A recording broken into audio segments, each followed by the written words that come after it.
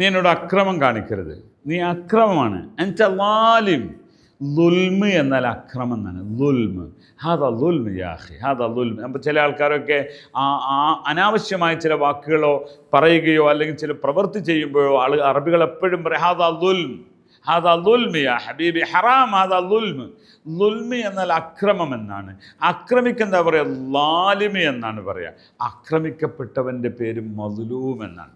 മദ്ലൂം, അല്ലാഹ് മദ്ലൂം, എന്നെ ഇവർ ആക്രമിച്ചിരിക്കുകയാണ്. ആക്രമിക്കപ്പെട്ടവന് മദ്ലൂം എന്നാണ് പറയാം. എന്നൊരു കാര്യമുള്ള ലലാമ് എന്ന് പറഞ്ഞാൽ ഇരുട്ട് എന്നാണ്. അവന് മനസ്സിലാക്കണം, വാക്ക് മാറിക്കഴിഞ്ഞാൽ ആകെ മാറും. ലലാമ് എന്ന് പറഞ്ഞാൽ ഇരുട്ട് എന്നാണ്. അപ്പോൾ ഇവിടെ ളുൽമാണ് നമുക്ക് പറയാനുള്ളത്. ളുൽമ്, ളുൽമ് ലലാമാണ്. ഇതാണ് അക്രമങ്ങളൊക്കെ ഇരുട്ടാണ് എന്ന് പറഞ്ഞാൽ അത് നന്മയുടെ ഭാഗമല്ലാത്തതുകൊണ്ട് അങ്ങനെ പറയാം. അപ്പോൾ ഓക്കെ, ളുൽമ് ലാ തദ്ലിമിനി, ലാ തദ്ലിമിനി, നീ എന്നെ ആക്രമിക്കരുത്. ലസബി ളുൽമ്, നീ അക്രമം ചെയ്യരുത്. ഹാദാ ളാലിം, ഇവനൊരു അക്രമിയാണ്. വഹാദാ മദ്ലൂം, ഇവൻ ആക്രമിക്കപ്പെട്ടിരിക്കുകയാണ്.